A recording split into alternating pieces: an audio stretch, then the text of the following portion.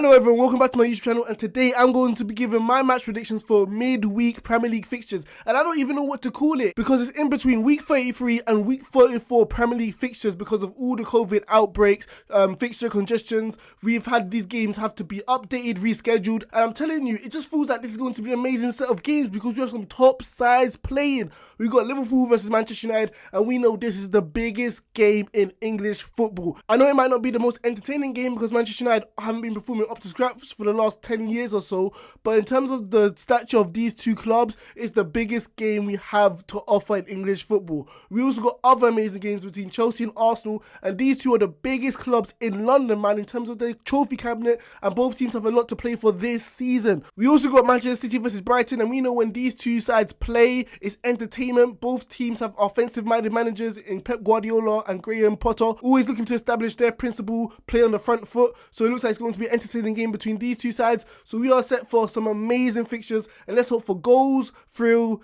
entertainment and enjoyment like I always say. However, before going into this video and give my match predictions, you know what I'm going to say. Make sure you guys like, comment and hit the big subscribe button right there because only 10% of you guys actually subscribe. But please hit the subscribe button, guys, because I'm trying to get 2K in terms of my subscribe count. So please hit the subscribe button if you guys enjoy my content. So the first game I'm going to be predicting is Liverpool versus Manchester United. And like I just said in my introduction, this is the biggest game English football have to offer with the two most successful sides in English history. We got Liverpool on one side looking to chase down, hunt down Manchester City in terms of the title race, and then we've got Manchester United on the other side trying to hunt down Tottenham and Arsenal in terms of the top four race. So there's so much to play for so far this season, so both teams must win this game. And going into this game, it's going to look like an impossible task for Manchester United, the away side, to actually beat Liverpool when we know they've lost one game in their last 25 games. They've been steamrolling teams, they've been playing world-class football, and they have been destroying any team in their path.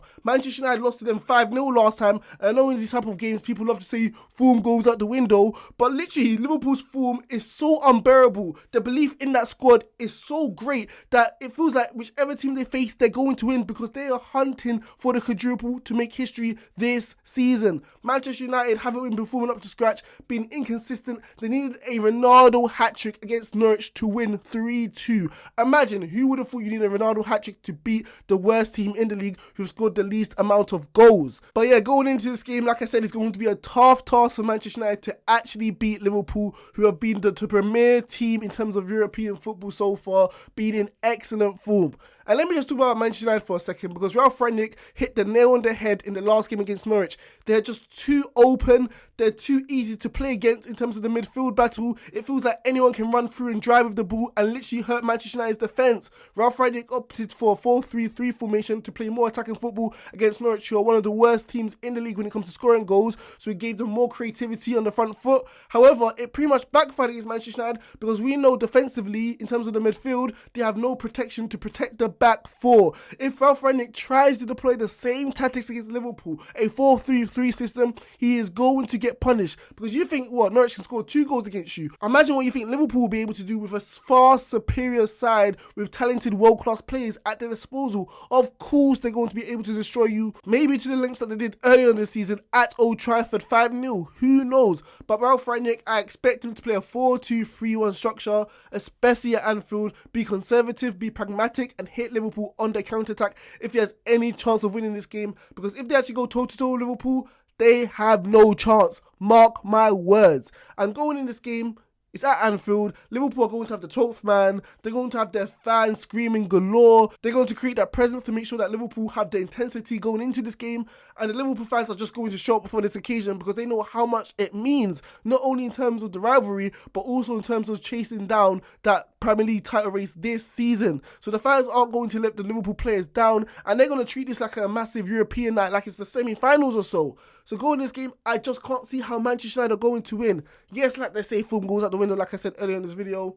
But Man United are caught in two minds now, because we know their best system when it comes to playing against Liverpool, Manchester City is counter-attacking. They have to have that raw energy and that raw pace in behind to counter-attack against Liverpool to get real joy. However, Ronaldo's at 37 now, he can't do this on a consistent basis, and you can't drop him because he just scored a hat-trick and he's been playing amazing this season so far.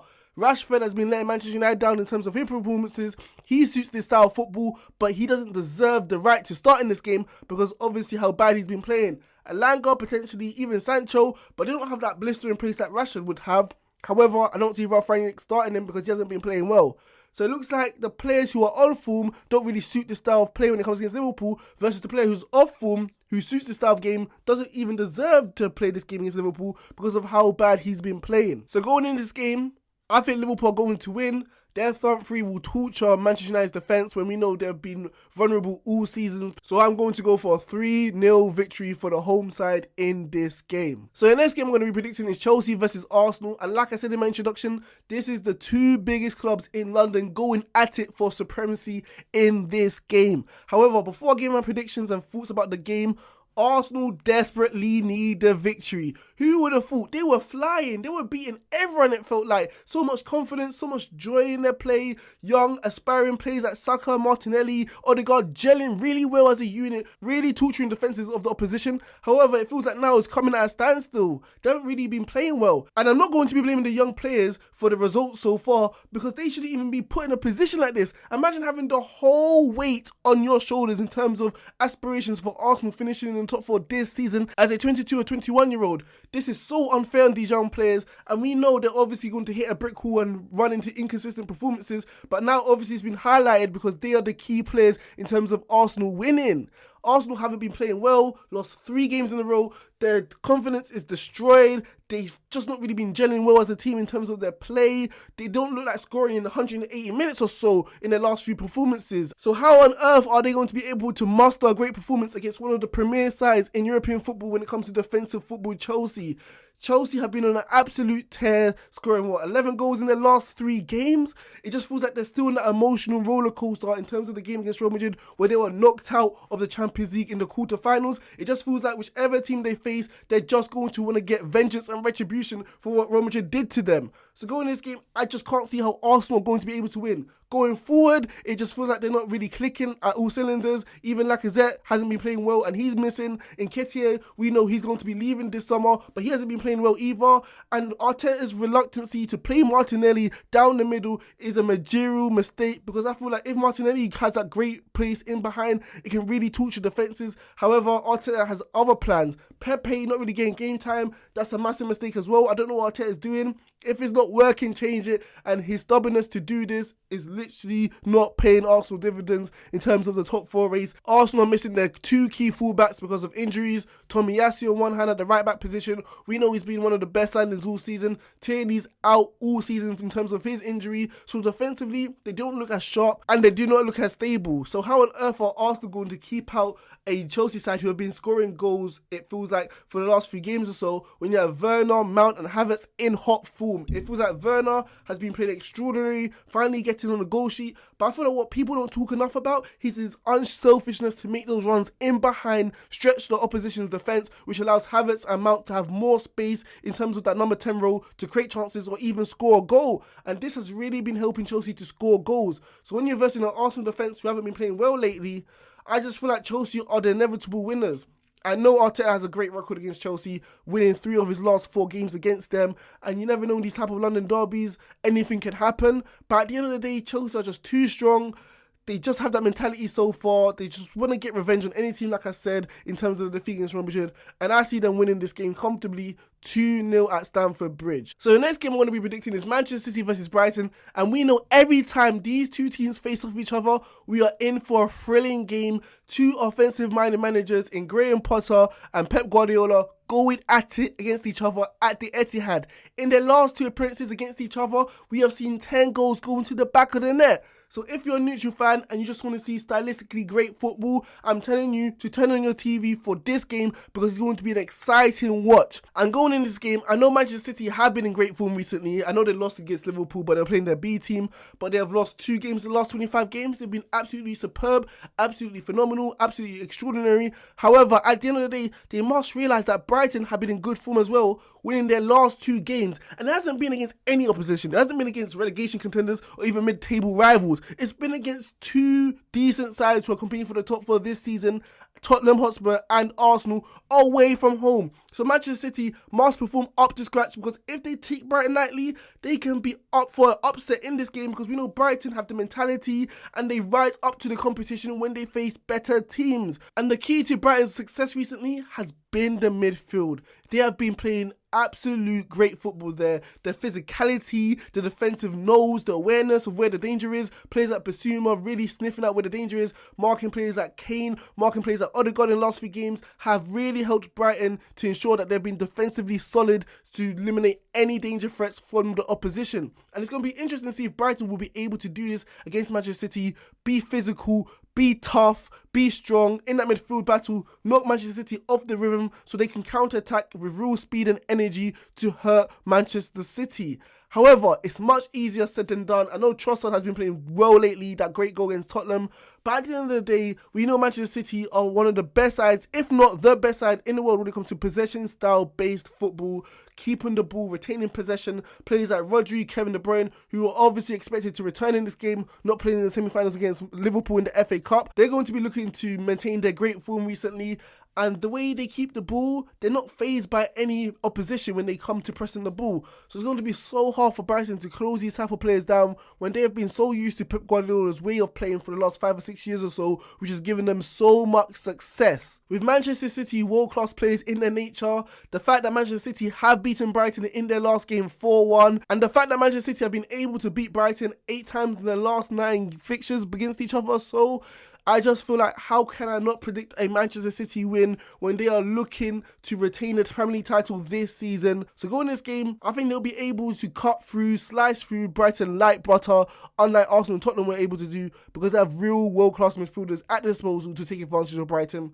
Going this game, I'm going to be predicting a 3-1 victory for the home side, Manchester City. So the next game I'm going to be predicting is Burnley versus Southampton, and what a vital, crucial, significant 3 points Burnley must get against the Southampton side, because they are looking like they're going to get relegated this season.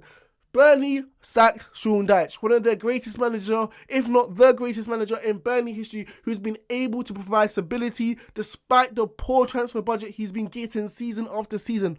What a mistake I feel like this is, because we know if one man in that club has Premier League experience, it's Sean Dyche when it comes to Premier League survival. So why on earth are you going to get rid of that when he's been showing you time and time after again, when the odds have been stacked up against him, he's been able to provide the great escape for Burnley to ensure Premier League survival. However, that's all in the past now, and Burnley have departed from Sean Dyche, and there's nothing they can do now but to live and die by the consequences. And in the game against West Ham, yes, it was a reaction because they were able to get a point against the top 4 contender West Ham.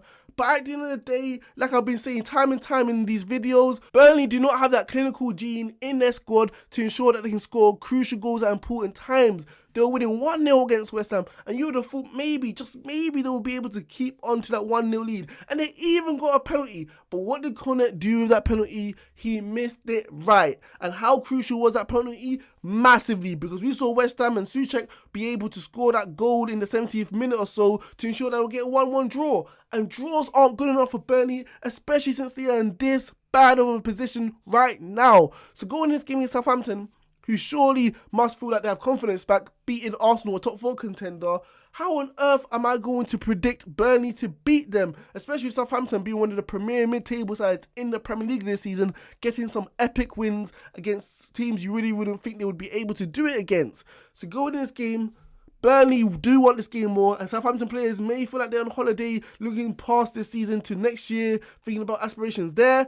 But I just can't see Burnley being able to tuck this game away because they do not have the finishers at their disposal. So going in this game, I'm going to be predicting a ball draw 1-1 between the two sides. So the last game I'm going to be predicting is Everton versus Leicester City. And going in this game, Everton should be breathing much more calmly, especially due to the fact that they'll be able to get that 1-0 victory against Manchester United, which should lift the club, lift the players' spirits, and give them the confidence needed going in this game against Leicester City. And the game against Manchester United for Everton, it wasn't one of the prettiest performances, it wasn't one of the most entertaining performances, but they finally showed the spirit, heart, and hunger in that game to literally bully Manchester United in terms of physicality and break with pace. I know the Everton players may feel like they're too good for a relegation fight, but you must roll your sleeves up if you have any real hope of getting out of this fight, because once you're in that pit, it is so hard to get out of it, especially when your performances aren't going your way. So when you put players like Allen and Delph and Aaron Gordon, who's been the bright spark in terms of Everton this season,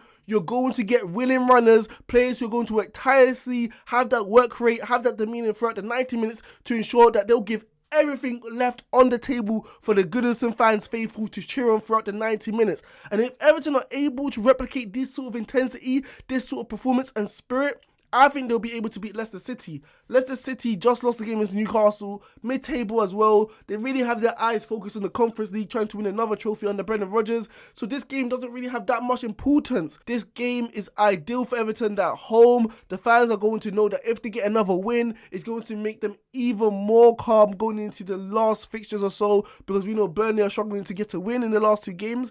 So going in this game, I think Everton will show up. So going in this game, I'm going to be predicting a 2-1 victory for Everton at Goodison Park against Leicester City.